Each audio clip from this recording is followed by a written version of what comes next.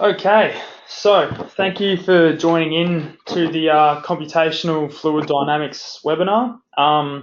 So today we've got a pretty good guest. You all probably know him as the Grim Reaper of aerodynamics, but today he's here to give some help and pointers around the FSAE and how you can use some CFD.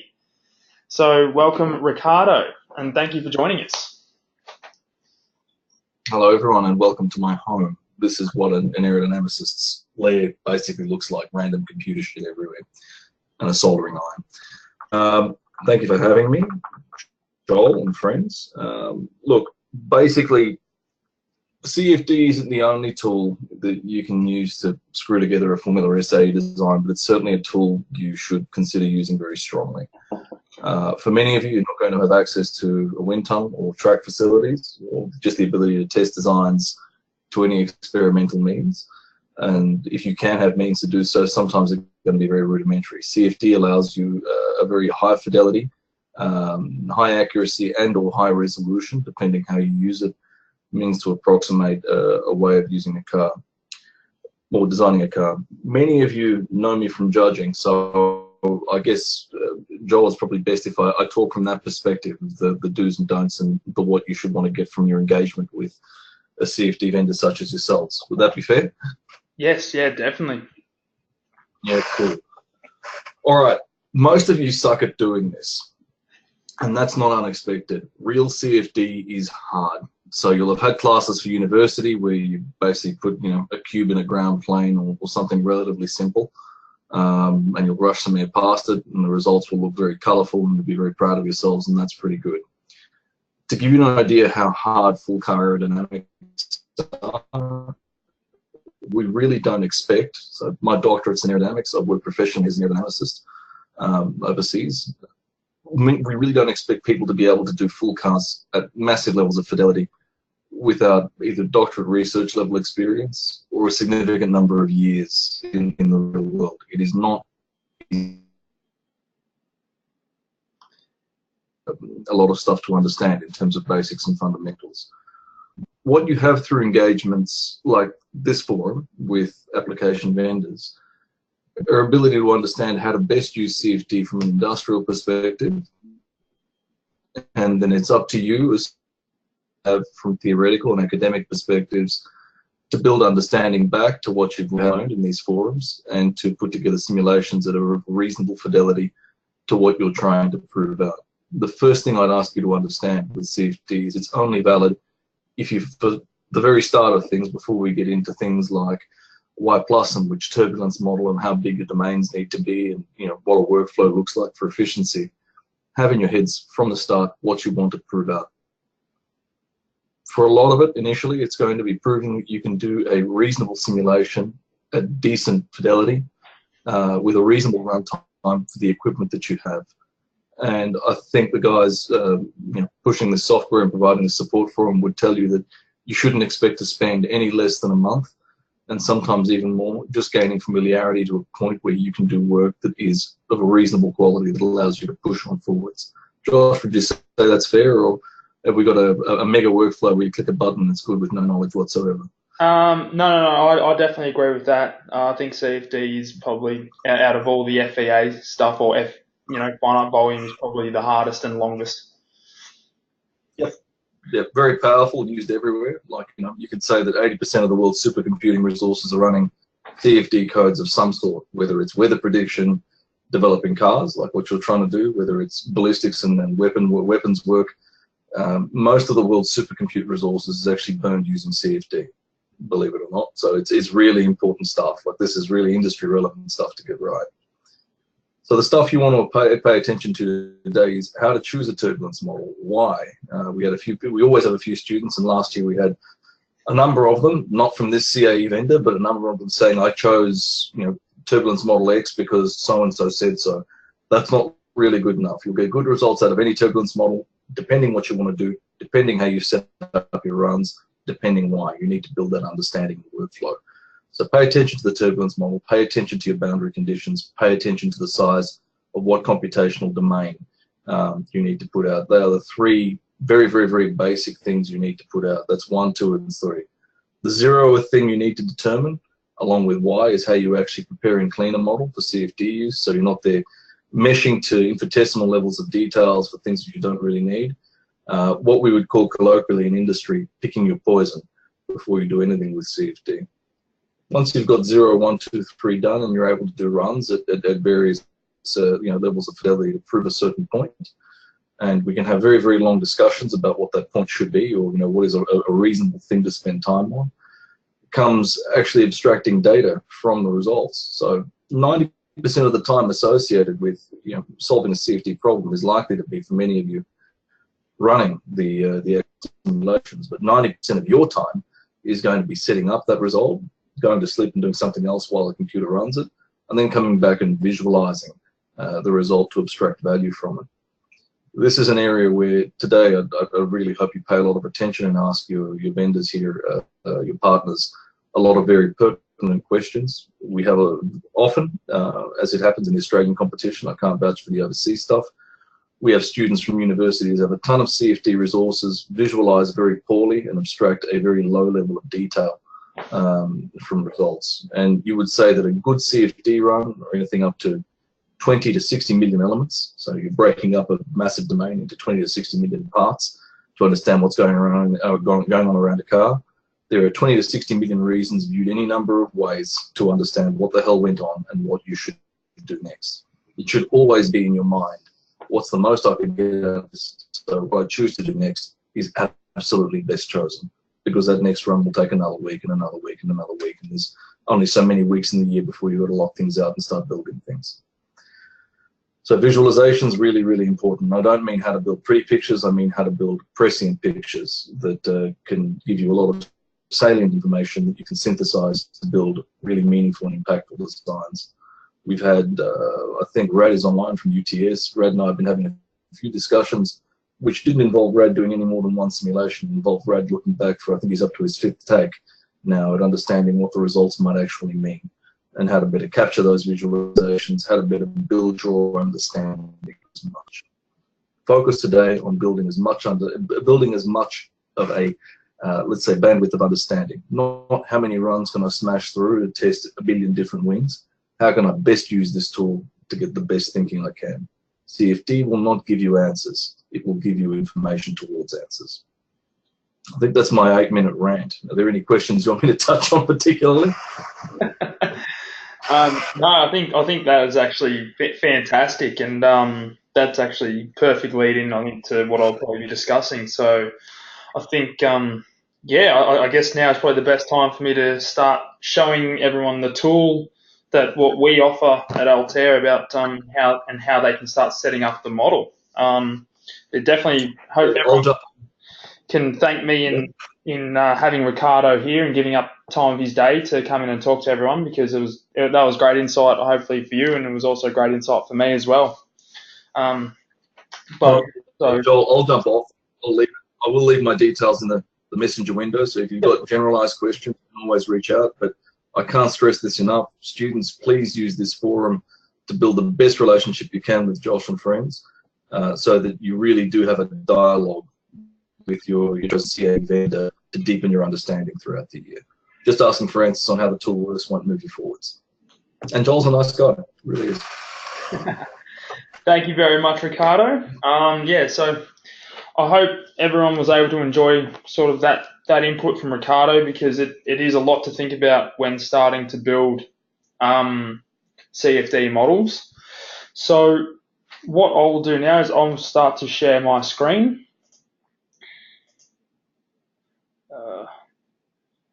When it wants to. Can everyone see my screen?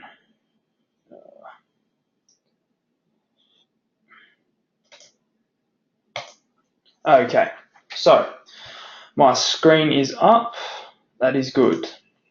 Okay, so where I am, guys and girls, is the start of the picture or starting GUI for AccuConsole, which is at the moment the main preprocessor to AccuSolve, which is the solver, the CFD solver.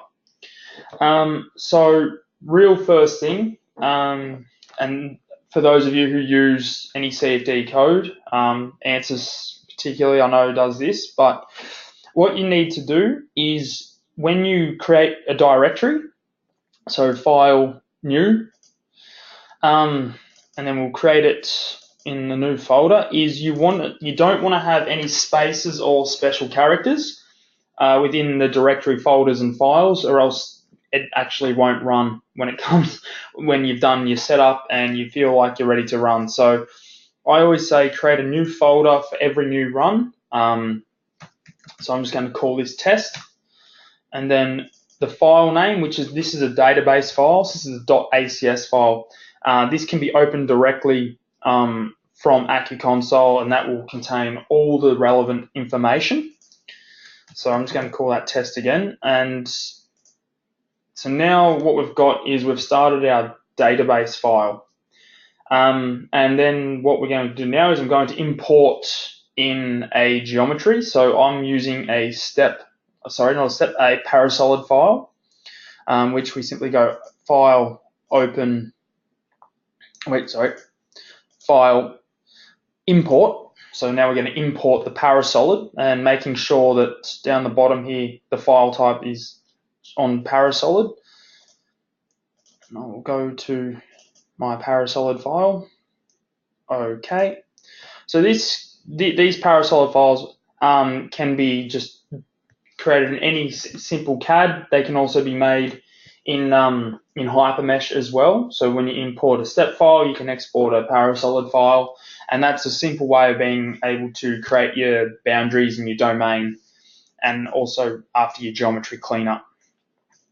So before I jump into showing you how to split the surfaces out, I'll just go through a couple of basic interesting features that you can do here. And one of them is creating variables.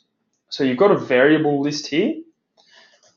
So like for those of you who do CAD work, like I know in CATIA, this is similar to that. So what you're able to do is create your entire variable list on absolutely anything you want. And then you can use those variables to directly import into the model information. And you're able to use the variables as a singular value or as an equation value. So that way then you can have, for instance, if you're creating an aerofoil and you've got the chord length in, so you can use all those kinds of variables as well to make it very simple to have maybe only 4 direct value variables that you change. That makes it very fast, so being able to set up a couple of different multiple runs as well. So yeah, that can all be done through clicking the X equal, or the function X equals button, and then all you have to do is simply click add, give it a variable, give it an expression, and you can give it a value. So the expression can just be simply just a number, and it changes the value, or you can call it 2, that works. You can call it equals 2 times 2, and it gives it a value there as well. So you're able to then start to make the expressions equal to the variables times another variable. So it's a very powerful thing, and also can be very handy when setting up your model to do that first. So what we'll do is, first of all, I'm going to show you how to split out the surfaces in this parasolid model. So where we've got it highlighted at the moment in blue, it says BAS. So this is just your basic problem parameters. So you can either do this in basic or all. My recommendation though is staying in basic. And you open up the model tree, open up the model surfaces, and there we've got default. So all our surfaces at the moment are in the one section. So all you need to do is right click on surfaces, new, and then you create as many surfaces as you want. So, and then once you've got the amount that you want, simply highlight it, right click, and rename. So we can call them inlet, and we'll go through, rename outlet,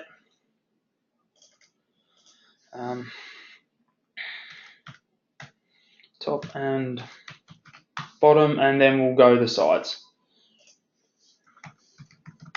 Okay, so to now sort the surfaces into the correct area, highlight the section you want, right click, and click Add To. So with this box up, then you simply click the surface that you want and click Done. Then we can turn that surface on and off by clicking the eyeball button. So we can see now that surface turns off, and that's part of inlet. So then we would go through and do that to all the surfaces that we want. So we've got an inlet and an outlet. We're going to go for a top and bottom. Two. Done. And then we'll go the sides. Done. Okay, so I haven't got the exact correct ones there, but that's okay for the moment because I'm just showing how you can do this. So what you can do, we'll turn them all back on, and you can see they're all different colors. So like in Hypermesh, if you right click on it, and you can go to display color, display type, transparency on, transparency level. You can change the visualization colors and the visualization of those surfaces, and also you can do the same thing with volumes.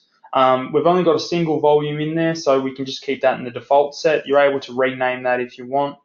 We'll call that air because that's our volume section.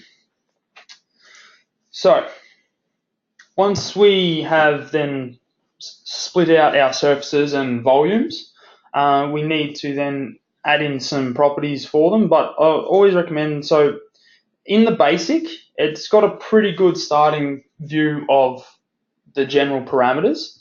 So always worthwhile just staying in there and expanding the tree and seeing what's already there. So for inlet, we'll then go to simple boundary condition, and this is where we change the type.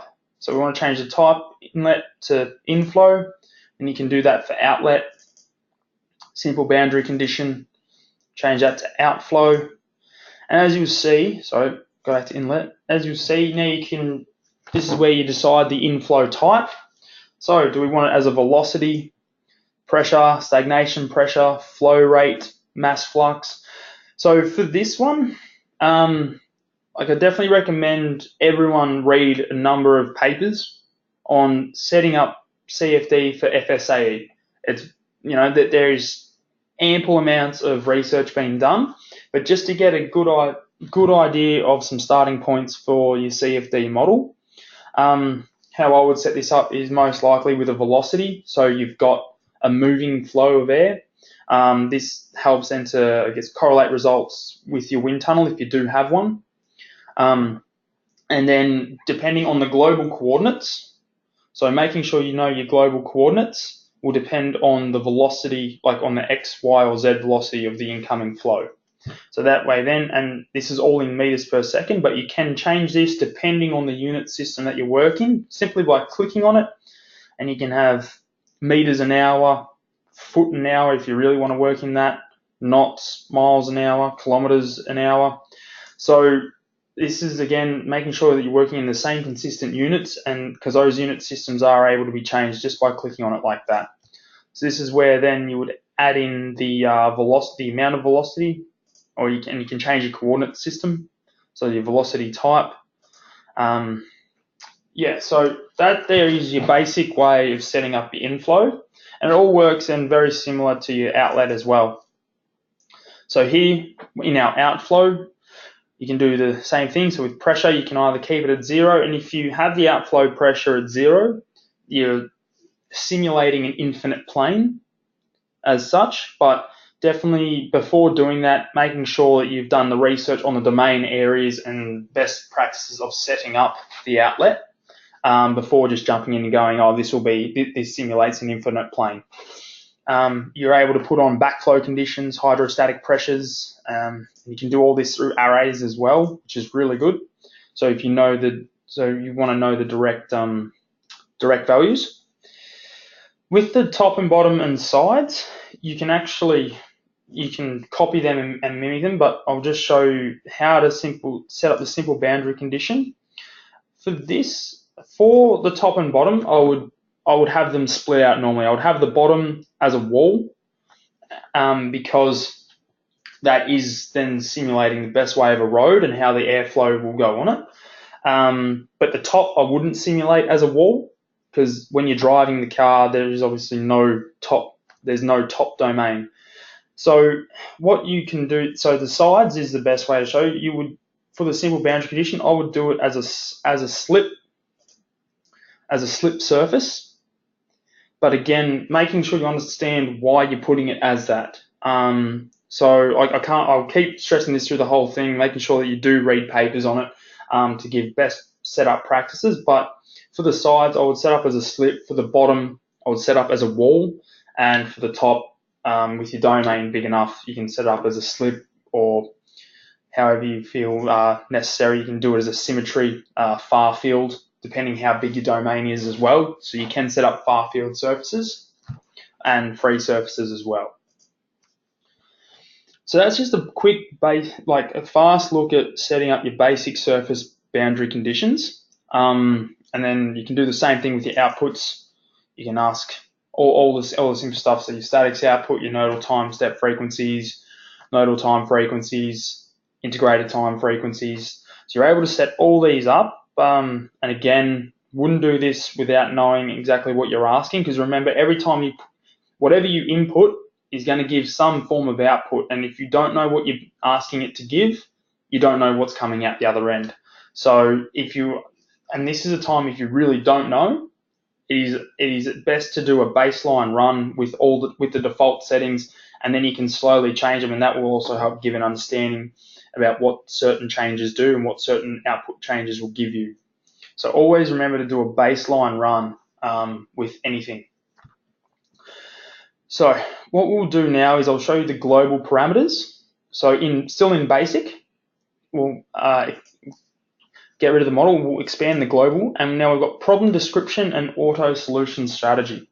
So problem description is where you can give it a title and a subtitle, and then we can choose the analysis type, steady state or transient. So yeah, you can then get your flow equation, Navier-Stokes or Stokes. And you've also got, whether you're doing temperature equations, you've got your viscoelastic equations, species equations, and then your turbulence equations, so your turbulence models. So as Ricardo was saying, one of the big things is your turbulence model, because they all give an answer, but what kind of answer it gives is that will slightly differ on the type of case, depending on what you use. So some general parameters of them, or that are highly used, are the K omega and the SST. So what does the K omega give? The K omega is used best to model near wall interactions, and it is good at modeling vertices and swirling flow. So this is great. So the K omega is great for looking at the flow coming off wingtips and strong vortex generation. So in an FSAE car, it is a good start to begin with that. However, it can overpredict separation and can be sensitive to inlet conditions. So when modeling, it's always well and good to know the good side of it, but understand where the limitations lie as well with your turbulence. So your K omega is great for near wall conditions, which is a car close to the ground, how we would model it here. And you've got strong vortices and flow swirl generation, so it's great for picking up recirculation areas. But it can overpredict separation and sensitive to inlet. So it can overpredict where you have air separation across your aerofoil.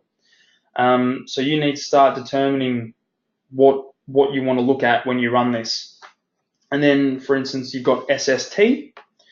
It's a cross-blending function, and because of that, it's gaining a lot of popularity within aeronautics modeling, because it's got a blended number of functions within. So that gives it a lot of strength, like a good generic strength across the board. However, it can have some issues predicting your turbulence levels and complex internal flows. So for your FSAE car and for your setup, you need to do a bit of research into the modeling of turbulence and what's going to be best for your exact setup. But that's just a little overview of probably some of the two stronger ones that I'm guessing teams would definitely look at, as opposed to a number of the other ones. As you can see, there is a number of other ones here you can have, but I think SST and K Omega are probably going to be the two main ones that teams will look at.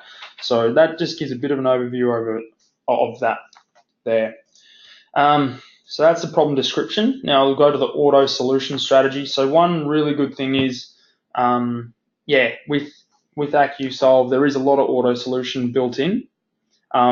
This really helps if you're unsure about some default numbers. Leave them, let it run, and then if you want to know what it is, run another one with them changed and do a cross analysis and understand the differences. So this is where you can put in your analysis type, steady state, transient, and this is where you choose your time steps, time increments, your convergence tolerances, Krylov vectors, and relaxation factors. So a relaxation factor is something that helps to slightly relax the computational to increase the convergence and computer time. If you don't understand what it is, don't use it. If you do understand what it is, or you're part of the way there, an okay spot to start in AccuSolve is a relaxation factor of 0.2 to 0.4. That's if you aren't sure of what you're doing, and if you're completely sure and you can go outside of that, do some research and be able to back it up.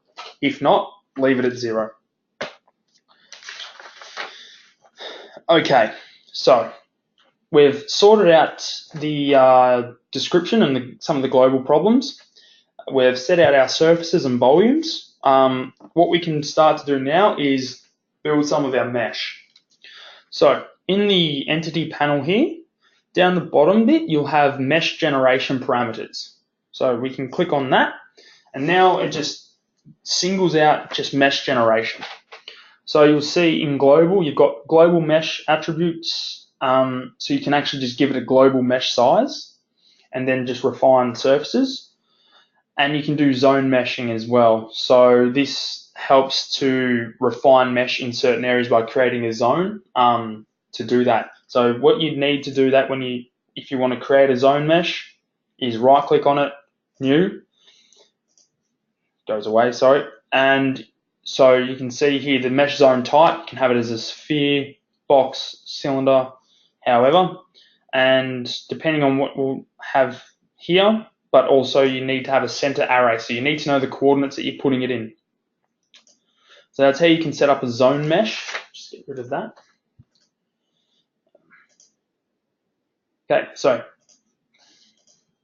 guys, I don't know where but with the surfaces, what you want to do now, so again, depending how you set this up, if you only want to set up just the car model with just one mesh size but then have a global mesh size, you can do that, or you can set it up from giving all the surfaces their own individual sizing. So there is multiple ways to mesh within CFD. Again, which one is the best? I can't sit here and go, this is any better than this way, or this way is any better than that way. It comes down to your knowledge of it, your research, and also individual preferencing as well at times. But for this, I'll show you also how to set up a surface mesh. So we just tick the box, choose your mesh type. You can have an absolute size, relative, or you can have expressions. So this is where from the start where your variables can come into it, because you can start to set up expressions for mesh sizing. So this is where then you can choose those attributes. But if we're going to just do an absolute mesh size and you're just going to give it just a value, have it on absolute, and then you give it your value. Say you want 0.002 meters, so 2 millimeters, Then you can choose your influence parameters, your boundary layer flag. So definitely around the car area, you are going to have boundary layer. So you definitely have that ticked on. Then you can start to build now your boundary layers. So again, this comes down to knowing how many layers you want, because if you only want to model with 20, or should you model with 40, you really need to, again, do the understanding there. You can have the layer type, full control. You can match the outer layer, growth rate, and layers. So if we want to have full control over it, you can then change the growth rate to total layer height. So you can have all the elements just a full layer height and tell it how many layers, or number of layers, first element height. So we'll go growth rate. So then here we can go first element height. If we've got a rough mesh size of say 2 mil, we might want to really push this down. Yeah, just close that. That's just for examples. And then it's telling us with 3 layers, that's our total layer height. So we might want to then make that 40 layers. As you can see, that's our growth rate, and we can see our layer height has increased. So this is how it all works in together. But again, making sure you know what parameters you're changing and why, to explain it, is a big thing, such as the blending, and also estimate your Y plus method. So you can choose these as well. You can have a flat plate, pipe, or user. Depending how that's going to be estimated and done is completely up to your setup and entirely up to your model. So if we're going to give that for the car, or we put that for the inlet, you would then build your surfaces, your mesh right through, so you can activate it, and then you can say if you've got your domain large, you obviously want your element increasing to the exterior edges. You could then put that, instead of 2 mil, you could have that at 20 mil. So now you've got a mesh increase, and then once you've generated all your surfaces or your surface mesh, you would actually then click this triangle in the top toolbar there, generate mesh. Excuse me. So you would click on generate mesh, and then it comes up with these few parameters. So what it can do from your surface meshing, is it can create the volume mesh as well. Or you can change that to just surface mesh and create the volume mesh yourself. But creating the volume mesh is a good way of doing it all at once, or you can do just the surfaces and look at how those elements have been created and whether you want to have some refinement zones. So that would be in your zone mesh attributes. And then your output, so you want to launch your AccuMesh sim. Yes, export your ARMS file because that's a mesh file, and it's got the AMS file name and the output directory. So if we click on browse, you can either change the directory if you wish, or you can keep it with the model where you start. So in default, with the directory that we created at the start, all these files will go in there directly, or you can specify a new directory. However, I'd recommend keeping all file generation in the one single folder. And then once you set all that up, you click OK, and it would begin the meshing process. So that's a quick, fast way of going over just simple surface meshing to volume meshing. There is obviously a large amount of other meshing types that you're able to do. So for instance, you can do edge meshing, not just surfaces, but you can create edge mesh to be able to then, say, across an airfoil, you can have a single element across the entire length of your airfoil.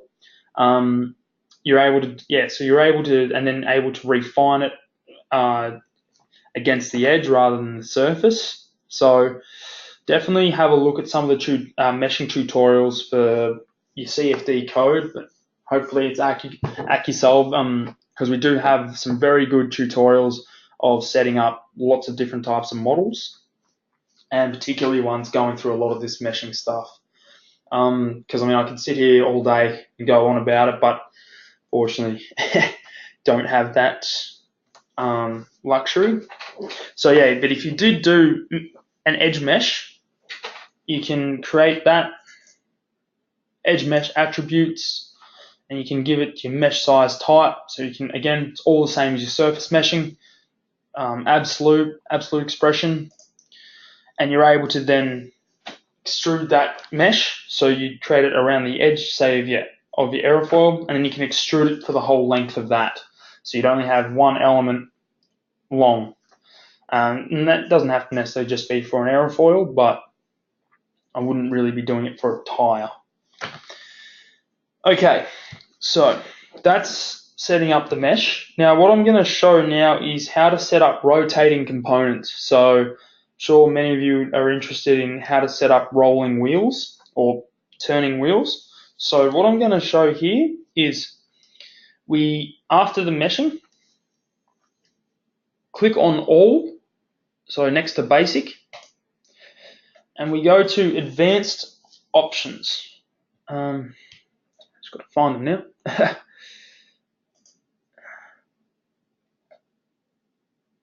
Nope. So we go to advanced options wherever they are.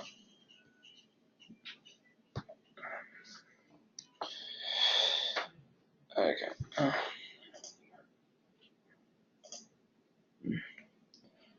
Sorry, just having a fun time trying to find it now. Got here. So yeah, you go into advanced options when you're building. Sorry, here we go, because it's part of the mesh. So we can go to, say, the car, if you've got your wheels split out, advanced options, and then we go to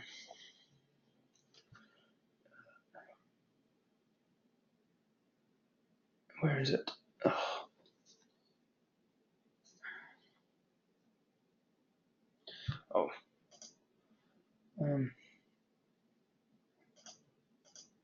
No, it is there.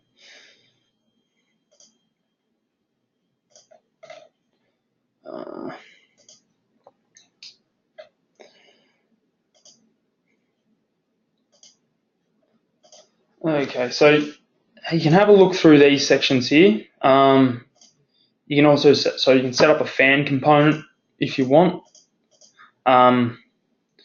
You've got your element boundary conditions, got nodal boundary conditions, but sorry guys, I'm having trouble finding that section now.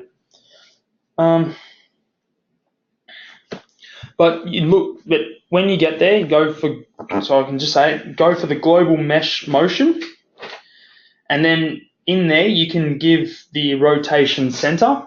So you can either do this, say, as a fan component, or you can do it free surface. If you do it as a fan component, you've got to obviously add in all those, but I wouldn't recommend it. That would be, say, if you want to model propellers without having a full propeller model.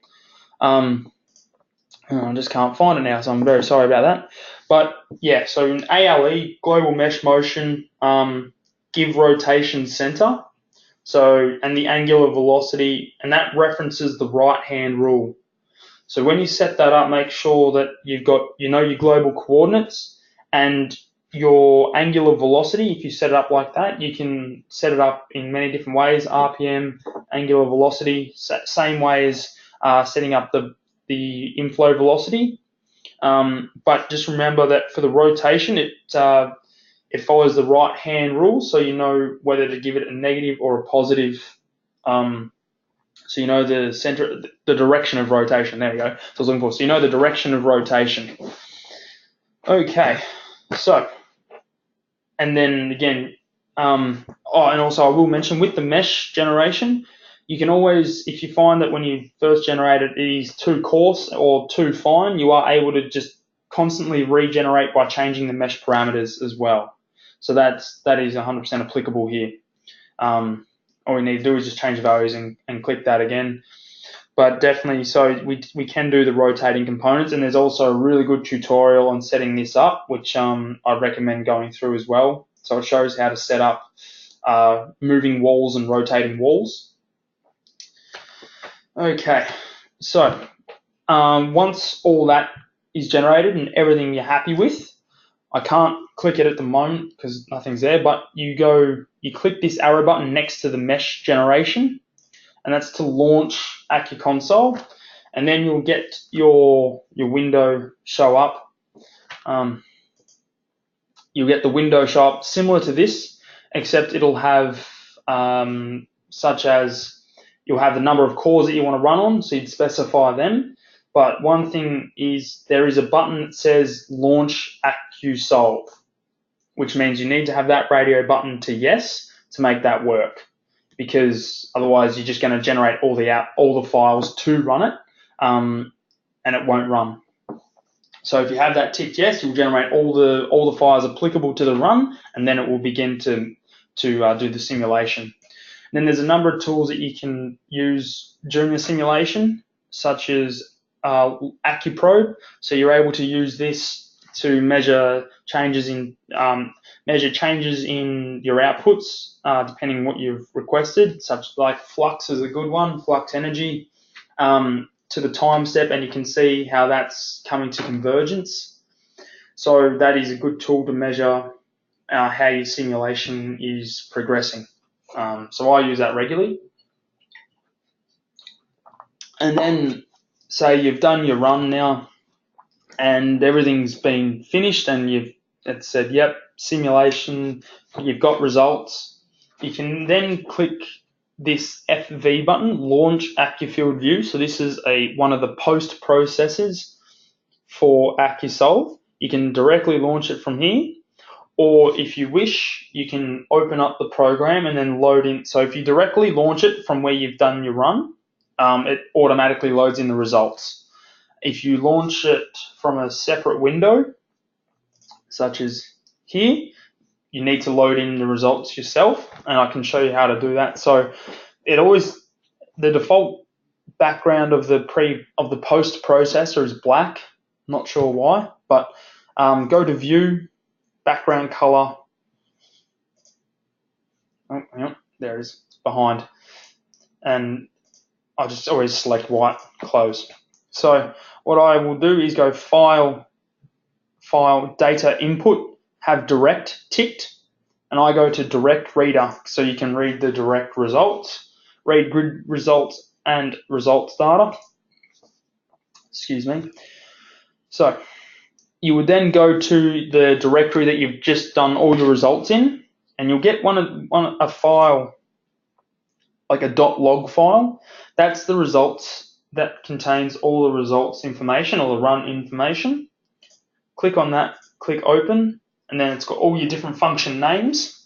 You don't have to have all these, if you don't have them all highlighted, only what you have highlighted will be opened up, but it's always worth just to have them all, and click OK. And then you can click your time step up to which point you want to view. So if you click the last time step, if it's a steady state, it will give you that final steady state, or if you run a transient, it will allow you to load in all the data up to that time, up to that step. So you can either read it directly, but we'll just go, yep, step 10. Close that.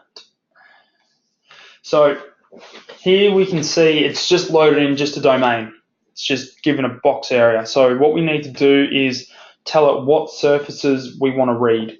So we go to Boundary, create a modifier boundary surface. I'm going to do that. So click Create, and then you've got all your different boundary types that you started your simulation with. You can either select all of them, select all, and click OK. Now you've got them all in there, and you can change that to scalar. You've got your legend here, you've got your scalar function and your vector function. So your vector function is the function that specifies the flow direction, and then your scalar function is what's giving you the color. So I guess normally we would have a look at pressure, so you change that and we'll select pressure. calculate. Then you can go to legend and show legend, frame, background. And now you've got your scalar function legend. You can change the display type from mesh, you can go to constant. But now, because we selected all those boundaries, we can't see the car. So you can go smooth. So what I would do is I would select all the boundary types, deselect them all, and just select, go the car, inlet, and outlet. You can simply just do that by holding Control, go OK. And now we can see the car. As you can see, this was far too coarse a mesh for this run, but it was also just to be able to show results. So now what we do, you can click on smooth, go to constant, and you can see how the changing happens. You can add in vectors if you wish. You can show the mesh, but we'll just go back to the constant, turn the mesh off. You can have geometric as well, or scalar. So that's just the fast way of getting your first surfaces up or boundaries up for visualization. You're able to create isosurfaces. So if we created an isosurface, so we can go create, define iso function, or create a cutting plane. We'll create a cutting plane. You can select the points, so you can hold Control M, and then you can see the point come up when you click. And then it gives you a plane. So making sure that you've got it correct, but you can clear that. And then on your cutting, on those planes, sorry, I'm just trying to get this right. On those planes, you can then seed your surfaces. So a seeding of the surface. So what we'll do, we'll get rid of that, because you can sweep. You can sweep the function. So this shows you, so you show it where on the plane that you're doing it. Stop that. So then if you've got a surface now, you can go to your streamlines. We can create some streamlines. So for this, you want to add seeds. So seeds are what the streamlines are created from. So if you had this further back, it'd create from there. And again, Control M, and I've got one seed in there, and I can click another. You can put as many seeds as you want. You can go OK. And you're able to scalar.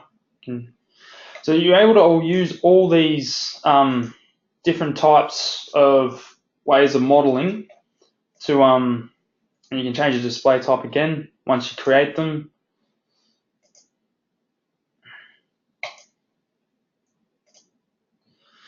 But yeah, so this is just some of the tools that you're able to use to begin to pull out your results, but I highly recommend doing the tutorials. Even if you do the AccuSolve tutorials and the AccuField View tutorials, it will still give you an idea if you are using another package about what you're pulling out and what you're working with, because there's just so much here that I just can't go through everything with everyone, unfortunately. It's just more showing the tools that are there. So what this can do is create your streamlines. So, from a surface, you can create the streamlines right through the domain. You can see how the flow is acting, and how that goes with the pressure, with the velocities. You can change your scalar functions. We can go to Z velocities. So you can see now we've got some streamlines happening in there. We can change to a Y velocity, change to an X velocity. So you can see the color slightly changes, but that's the airflow and how it's working. So yeah, definitely play around with it, get a good understanding of what you're looking for, but most importantly, prior to doing this, have an understanding of what output you want. And you can obviously create coordinate systems, so you're able to create coordinate planes. And again, Yeah, but so what I might do is I'll leave it there, I think, because it's probably a lot of information to try and take in. And there's only a short amount of time for me to go through a huge amount. So definitely read up on some papers of FSAE. Read up on the papers. Get a good understanding about what outputs you're really wanting. So when you're modeling these kinds of systems, it's very important to know how much time you have and what you want to achieve in that time as well. So always recommend do a good baseline run of some standard parameters of the car, because that way then you've got something to work from for when you start to do optimization. Because AccuSolve and AccuConsole have some really good optimization tools where you can optimize your aerofoil to either increase lift or reduce drag. And that way, but by doing the baseline first, you get good baseline results, which you need to do for all CFD runs. Making sure that you do good mesh correlation studies, so like mesh convergence studies, I should say, and seeing how far away you are from the real world results. Remembering that you want to get within 5%, but you'll never get exact. So if you can get within 5%, then results are able to be validated. And simple ways of doing that is taking a local thing such as the element size and then global parameters, and and building a simple graph in Excel you can do. So think of that will all help elevate your results to be able to be justified. And also, it's not a bad thing to start with extreme cases after your baseline as well. So if you don't have a whole lot of time to be doing these simulations, remember that a big case for everyone is a car under cornering and how that acts. So once you've got a baseline, you know how to set that up. Do a baseline turning case instead of trying to get absolutely everything done for the straight line case, because you want to work in also the worst case scenarios. So definitely think about that, about how to model it around a corner from a first. Think about ways that you can cut your computational time down. So by being able to cut down your elements, this might be that you only model half the car, because the car is a symmetric model. So you're able to model half the car, and then you can mirror those results. And again, so that will halve your mesh already, which will significantly decrease your computational time. So for people or teams who don't have much computing power or computing time, look at these kinds of other avenues to speed up ways of pulling out results as well. Not just trying to optimize and run for the straight line case, but look straight into as well cornering, and are you able to reduce your mesh through symmetry? Okay, sorry guys, I'm gonna have to leave it there. My voice is starting to go on me. Look, is there any questions around this that I might be able to help with? Oh, so one other thing as well is what you can do is you're able to take the results from the CFD and map them into Hypermesh to then run a structural analysis.